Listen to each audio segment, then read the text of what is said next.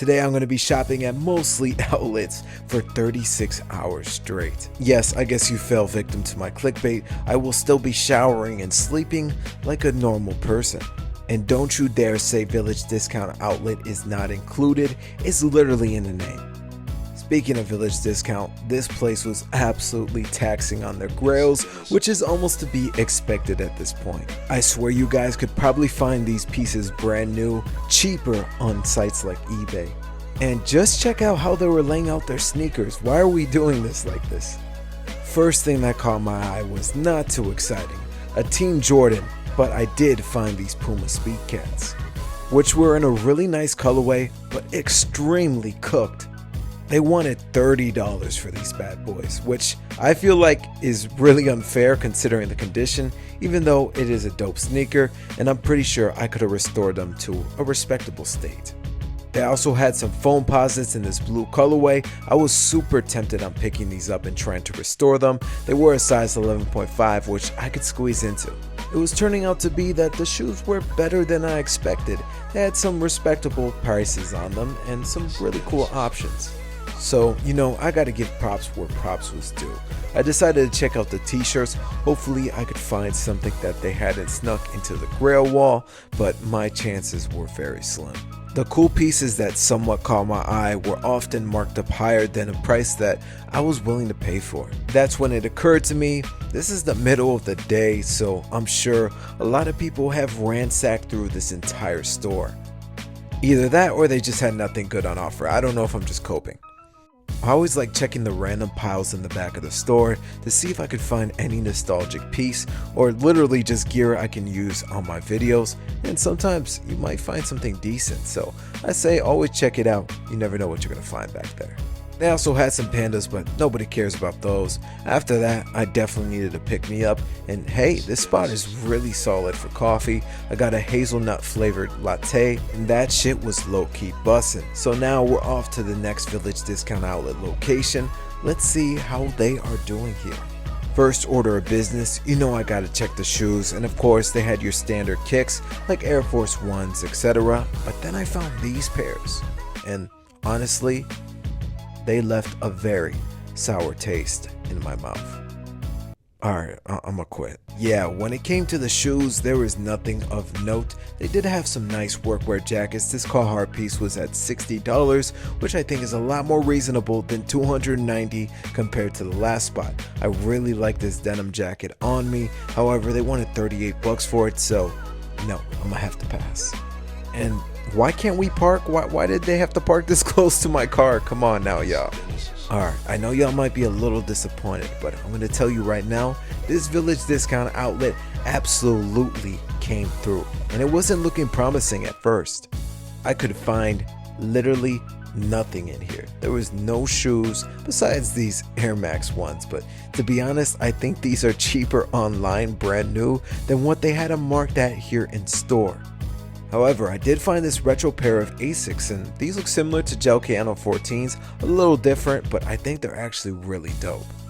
But I told you guys I was not kidding. Check this out, a Black Cement 3.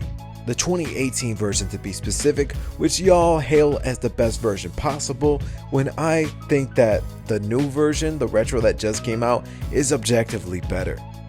Better shape and more accurate finish on the leather, y'all can talk to a wall. And when it came to clothes, this place low-key had some heaters in here. I love this Cubs jacket, and they had this workwear style jacket for only $10, however it was severely damaged. Then I peeped behind the counter, they put out another pair. This is the Jordan 4 alternate 89s, and they're absolutely sick. Once again, another size 14. I ended up scooping both of them, cleaned them up, and sold them on my Depop. If you want to stay tuned with all my Depop drops, make sure to follow me. It will be the first link in the description down below. Let's consider this an intermission. I did pay Goodwill a visit shortly after, and they had this pair of Jordan 4s that piqued my interest. I remember a friend recalling me that they wanted a pair of these, and I think this is their size. So hopefully we can restore these and just gift it to them. Hopefully it fits. And if you couldn't tell, this is a pair of the Jordan 4 Fire Red, more specifically, I believe the 2020 version. I got my cleaning solution ready, which is just warm water and clear detergent, and started the process. First thing I did was remove the shoelaces from the shoe. Gotta take these off to give it a proper clean. Even if you don't see any dirt behind the tongue, it just makes your life a whole lot easier. Find something to stretch the shoe out. In this case, I was using some tissue paper so we can get it looking like its original shape once again. Honestly, these were not in too bad of shape as is, but I knew with a couple of scrubs and some elbow grease, we could get these bad boys looking almost new. And that's what I've been saying.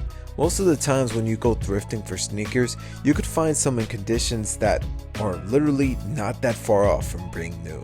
Just be careful with the plastic parts. You don't want to scratch them up too badly. Just, take your time with this and make sure that you're getting in between all the grooves of the sneaker while not applying that much force to damage them.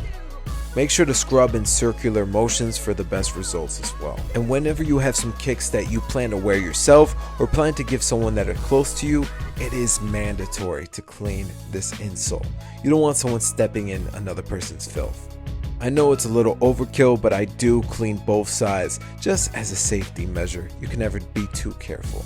Lastly, when I got most of the upper clean, I take care of that midsole and the outsole. This is probably the hardest part to clean. You definitely are going to have to use some elbow grease and a more brittle brush. And in this case, I'm using a toothbrush that's been pretty hardened. Really take your time to get in between all the grooves and pay attention to any shoes that may have writing underneath. You want to get that off as well. Just in case you forgot the title of this video, we're going to more outlets. This time we're going to the Rosemont Fashion Outlets of Chicago, which is home to one of the best Nike outlets, but we'll get there soon. First up is Finish Line, and this is just a typical Finish Line store. They do have a lot of sales going on right now, but that's just due to the fact that the sneaker market is still trying to bounce back, especially after all these Nike Dunk colorways. Oh my goodness. These Jordan 4 RMs aren't half bad for only $115, and they had some Reebok sneakers that were under $40, which are solid options if you're looking for something on a budget. You know I always have to check that reduced rack to see if we could find any steals. Sometimes you'll see some outliers like some Yeezys on sale, admittedly for a little bit too high of a price still. I also spotted a pair of these AE1. This is the Georgia Bulldogs colorway, and these are really nice looking. I ended up scooping these up and made a review for you guys because I've never actually put on an AE1 on my foot, which is pretty wild since most people consider it the best sneaker of last year. I'm really excited about those. Not entirely sure how they're going to perform, but you guys will see. It'll be the next video that I upload to the channel. On foot today, we have the Jordan 1 Low Howard University. Honestly, which is a sleeper with some fantastic materials. And then we made our way over to the Adidas outlet. And unlike the Adidas outlet over at the Aurora Premium outlets, this outlet is no good, no bueno.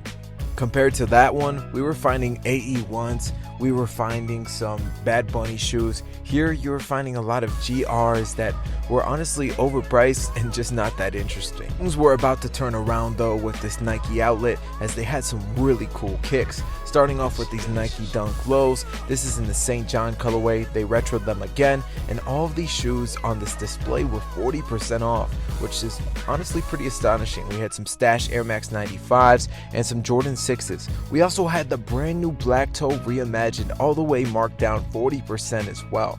We also had the new KDs that recently dropped. I was actually interested in picking these up for myself, but they only had this tiny size, so unfortunately I won't be picking them up. But they did have some Air Max 1s. This is in the Huff collaboration. They had them marked down to $90 and literally a full size run. I personally own them in the collection. I think it's a really solid shoe. They also had these Air Max Big Bubbles marked down to $90 in an all camo colorway, which low-key I think someone could style pretty nicely.